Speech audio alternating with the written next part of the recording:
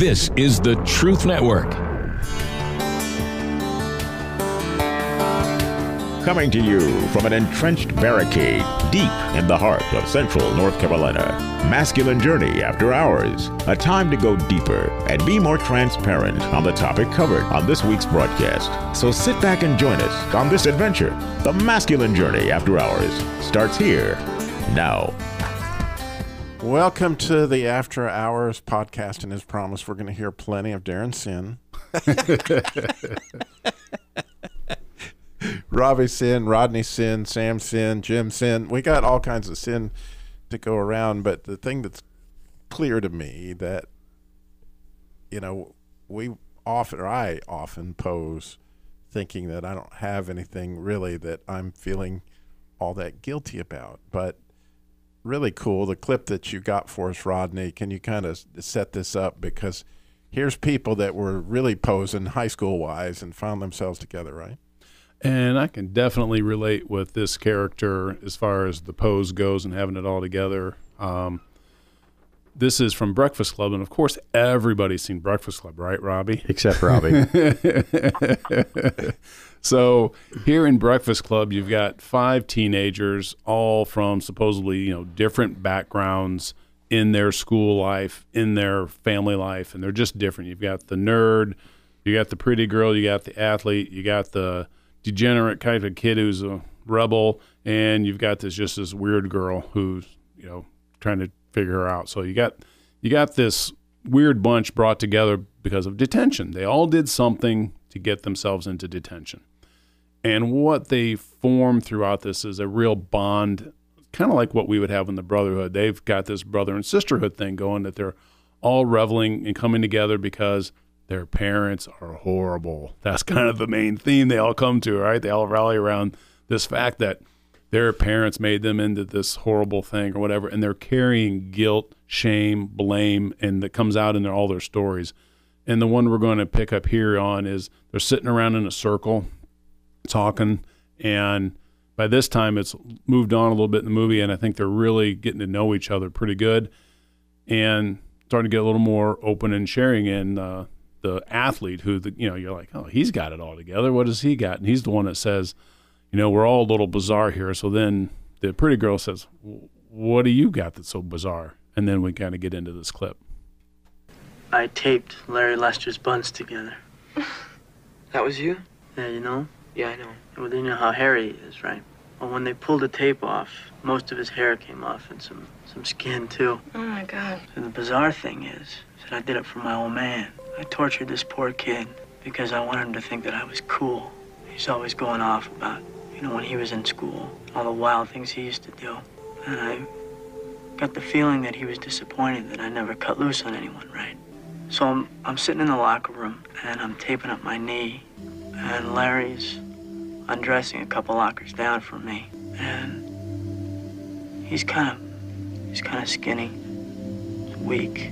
And I started thinking about my father and his attitude about weakness. And the next thing I knew, I jumped on top of him and started wailing on him. And my friends, they just laughed and cheered me on. And afterwards, when I was sitting in Vernon's office, all I could think about was Larry's father and Larry having to go home and explain what happened to him. And the humiliation he must have felt must have been unreal.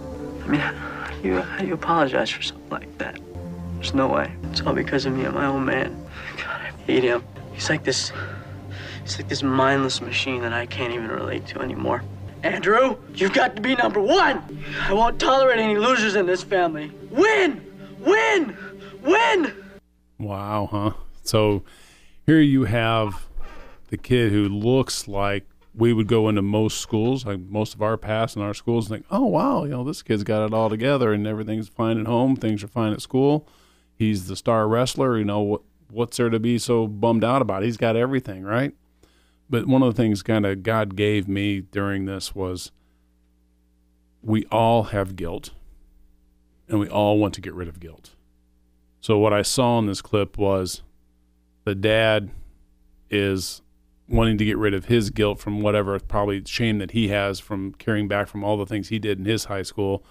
and was projecting that onto his son and saying, hey, you kind of need to be this, you need to be number one, and just putting a lot of things on him, talking jokingly about, oh, man, we used to cut up and do these things to all these kids. And it just, now you as a son here, the star wrestler, is feeling this guilt, like, oh, man, I've got to be what my dad wants me to be. So he's getting fathered poorly right here, right? So, but again, that father figure is so important to us men, and especially us boys, is trying to, in sonship here, and we're trying to, commune with our dad, we're trying to commune with other boys, and it's hard, and you don't know where to go with this. And like you heard in there, his friends, what they did when he started doing the wrong thing, they just kind of egged him on, thought it was great, because they're in the same boat as he is. So he's got this guilt, and then all of a sudden, he feels really guilty for the right reason, for the right thing afterwards when he's sitting in the principal's office, and he's thinking about Larry going home, having to tell his dad what happened to him, how humiliating, and how do you ever apologize for something like that? Now he's in a position where, gee, do I go apologize? Do I do the right thing or do I not? What would my dad do? Do I break this agreement and break this bond and go this way? Or do I say, nope, I'm not strong enough, I'm really weak, and I avoid it? Because what he's then avoiding is the opportunity to be forgiven.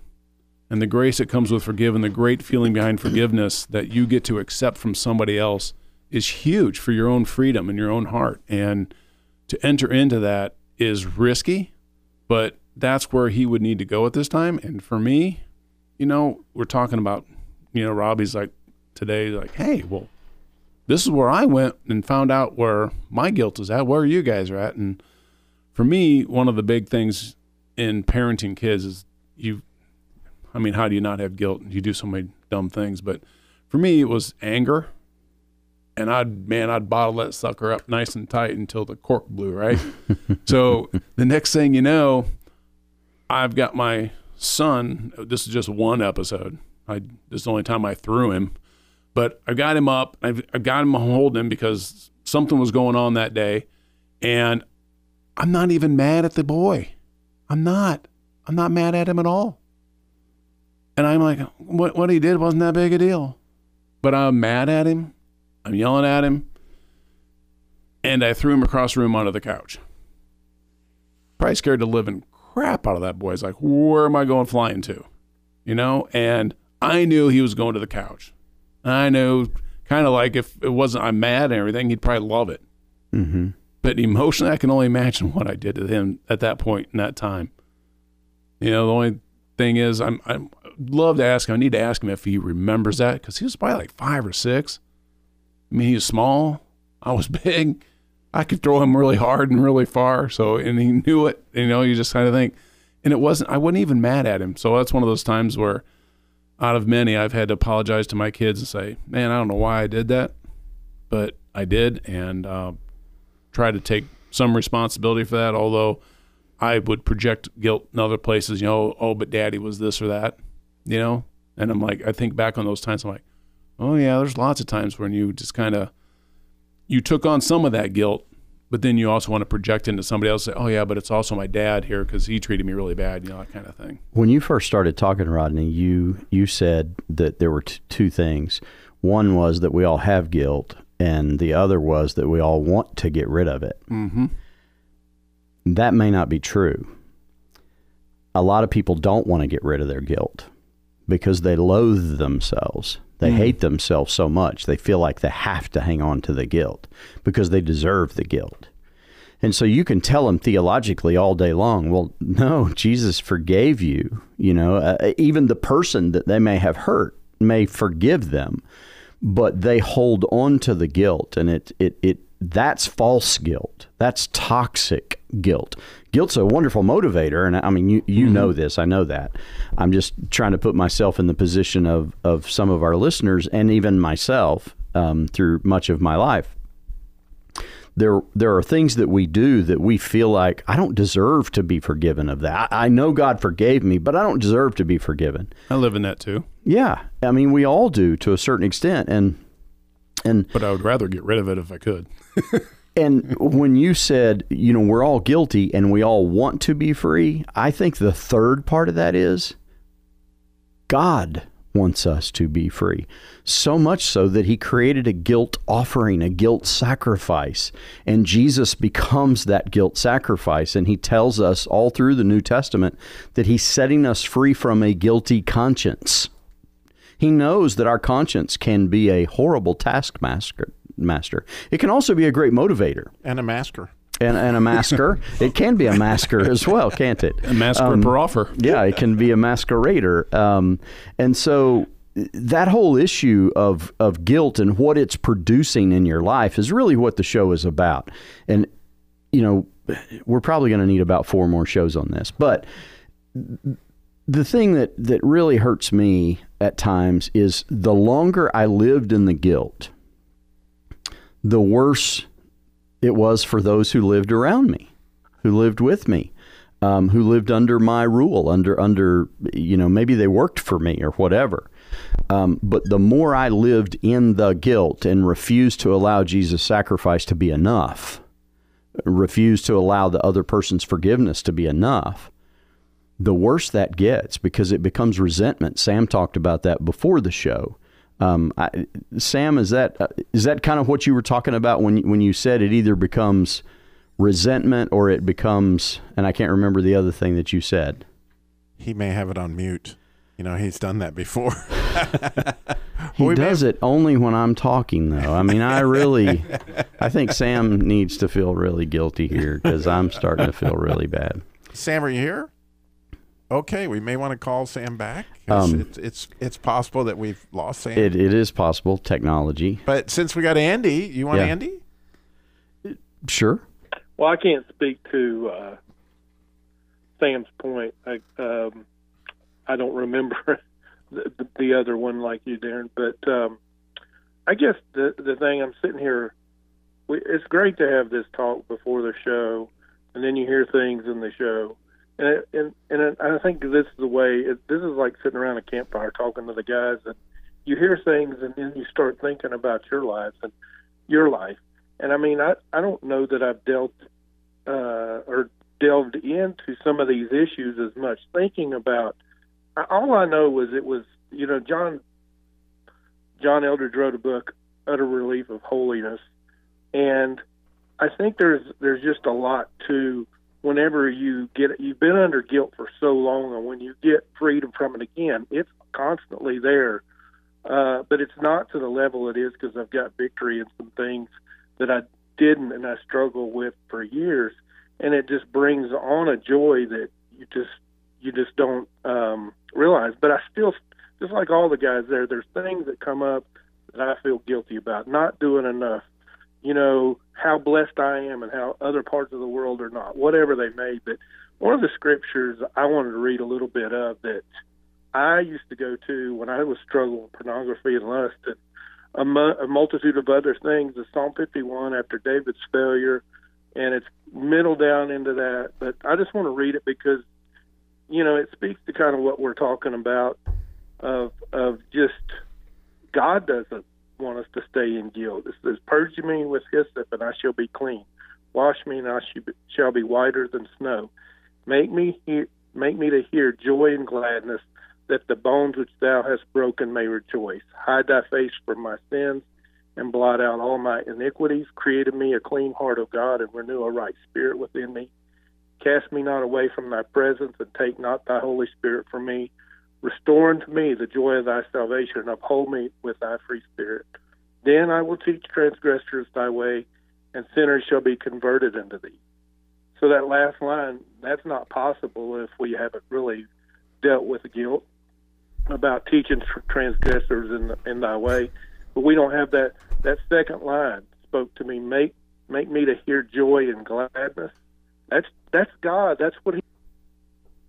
That's why you never leave somebody blinking like that, because you cut Andy off right when we got Sam back. But, I hate that because Andy was on a roll. Yeah. And that was totally the host's fault right there. You should be guilty about that. It's okay.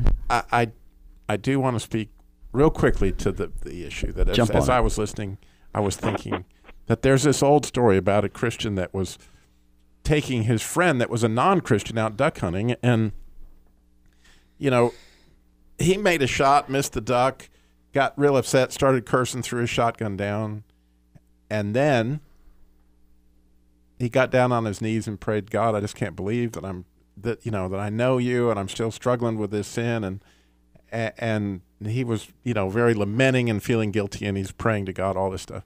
And so the atheist who's there with him says, see, that's the problem with you Christians. I'm happy as I can be because I don't have to deal with that. He's a Ben Rumson guy, right? He's like, I'm fine, and look at you, you're over there struggling, right? And so about this time, another bunch of ducks fly over, and they shoot, and this duck falls down, and it's flopping on the ground. And he says, there's two ducks that actually fell. One was dead and laying there still, and the other one was still flopping around. He goes, well, you see the difference between the two ducks there? The one that's alive is still struggling. That's good.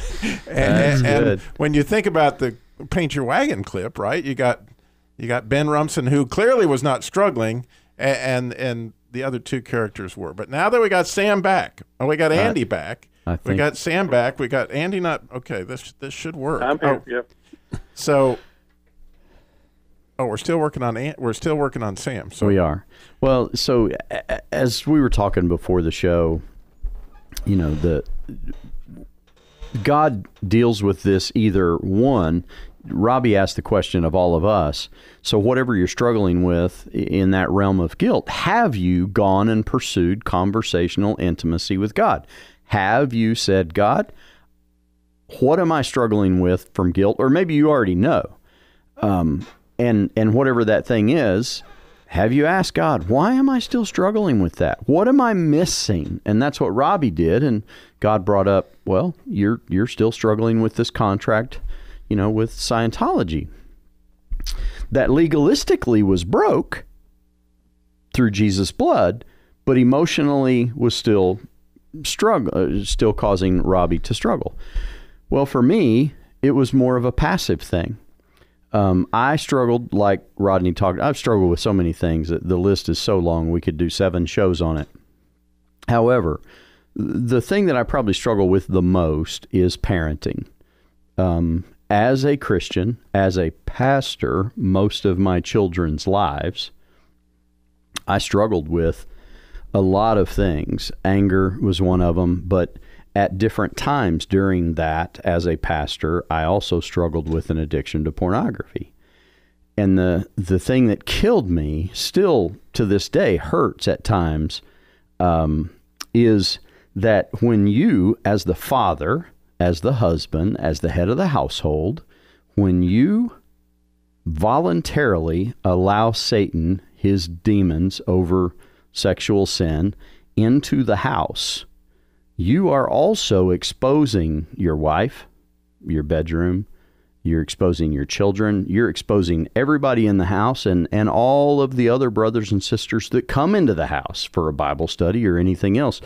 You're exposing them to that. And the worst counselor that I ever had told me that. And I hated him for it. I went to see him at a time when I was really broken, and he said, look, I know more about your situation than you do. And he was a horrible counselor because he was an arrogant jerk, not because he wasn't telling me the truth. He told me the truth. Look, Darren, you let those demons in. You're mad because your wife had an affair? Whose fault is that? You're the one that let the sexual demons in the house. You're mad because your daughter's struggling with this or your son's struggling with that. Whose fault is that? And he was very blunt with it. As the leader of the house, as the Christian leader, that's your fault. And so you're going to have to take responsibility for it. You're going to have to pray those things away. You're going to have to use Jesus' authority and take authority over that realm again and cast those things away. Not by your power, but by Jesus' power. I didn't like that. I hated that. But it was true. And the thing that I struggled with forever was every time my kids would struggle with something or tell me about a struggle they were having that I didn't know about, it would hit me. Oh, well, that's your fault. you missed it. You should have been devoted to their spiritual growth. You should have been devoted to this, or you should have been devoted to that. And Jim's talked to us about shoulding on ourselves. You should have been doing all these other things, but you were sold out to your sin. And so Satan continually reminds me of that. Well, that's not nearly as powerful anymore as it once was. And many days it has zero power. And God passively, over the last week or two, allowed me to have some conversations with both of my children, but more specifically with my daughter, to the point where we were able to talk about that very vividly, very bluntly about that. And I was able to ask for her forgiveness, and she offered it. And we talked as adults. She's 35 years old now. And we talked as adults and walked through that. And both of us got a ton of healing from that I didn't even know that I needed, quite frankly. And so the reason I bring that up is, yeah, it may be through conversational intimacy, and I want to suggest that as the first priority. Go to God and say, hey, God, what am I struggling with in this realm of guilt? What am I missing? Because that's a way better thing than sitting around on your tail end like I did and allowing God to passively do it through a conversation with my children. It may be that God wants you to be passive in some of these things and wait until it's a good time for that other person in your relationship. But more often than not, it's a really good thing to go to God first and say, okay, God, what am I missing? What am I not getting hold of? So we actually have Sam here, Jim, but if you got something, go ahead. Well, based on that, and I was listening to that, and every one of us with children pointed out that a lot of our guilt revolves around our children. And all of my children are in their 40s now. And I look back at all the mistakes I made. And yet I can look at my children. I'm so proud of them. And God made up for all of my screw ups. And that's part of the forgiveness too. You know, He's going to, and you know, even if your children, and it's terrible. I can't imagine outliving a child, but even if you've had a child that died even at their own hands, God is going to take care of that. It's not your mistakes that brought you to that place. So Sam, are you with us? Yes, I am. Oh, wonderful. Well, earlier, Darren had a question for you. Oh, I heard it. I just you guys couldn't hear me, and I was not on mute, believe it or not. But, you were falsely accused. I'm sorry. That's okay. I feel so guilty. You should feel guilty. That's what I was going for. I placed a claim on you. No, hey, no, what you were talking about was that these things lead to shame, obviously internally, but also bitterness towards others. Right. You know, or bitterness towards ourselves, bitterness towards God. You know, there's lots of places it can go, but it usually ends up in one of those camps or an odd combination of both. Mm-hmm.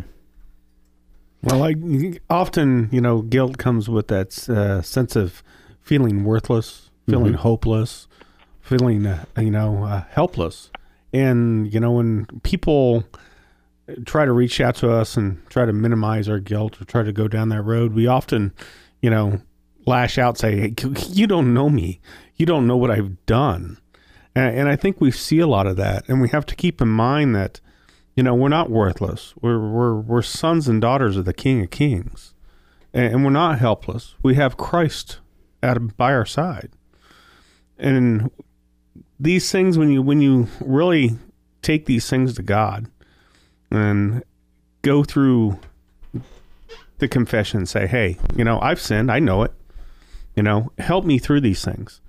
I think that there's a lot of healing that comes in that. You know, we talk about, you know, pornography, and I don't know of any man that hasn't had that struggle or dealt with that sometime in his life. I know a lot that have lied about it. Well, yeah, it's true too. I mean, for me, I learned how to play guitar out of my running away from sin in that portion. You know, you ought to be a really good guitar player. You would think. But yeah, there's, you know, for me, you know, the pornography at one point in time in my life was, you know, it was wrecking the marriage I was in. It was wrecking everything around me. And I was alone one afternoon, and we had bought my son a guitar that had sat in the corner for almost 3 years. You know how kids are. And I wanted to know if I could learn how to play that. Now, I still ended up going to the internet that day, but I had a different agenda. And what I think it really gives me an opportunity to speak to something God's been showing me, which is really beyond cool. That Enoch, I don't know if you knew this, but his name in Hebrew means initiated. Wow. And so Enoch walked with God and he was no more. In other words, this guy got initiated to the point like, what, you're getting promoted. And interestingly, when you study that word walked in Hebrew, it ends with a letter called a kuf, which is the crown that comes down. And the Hebrew sages teach, this is critical, that a crown for them is like a supernatural power, okay? So it's above intellect. And they say that it's based on desire. So if you have a desire like to play the guitar, it's a supernatural power that will drive your intellect. So if you have this desire to deal with your guilt, your intellect, if your desire is strong enough, God will provide you an initiation to help you A way of escape. Of walking with God through that, which is exactly what he is looking for. It's a beautiful picture right there in, Genesis 4, or 5, as the case may be, wherever you want to go with that. So as we are thinking about this, yeah, you got something. If we could be admitting it and then thinking, God, will you walk, how bad do I want you to show me where to interpret this, and let your desire drive your intellect to find yourself closer to God. Remember, we got a boot camp coming up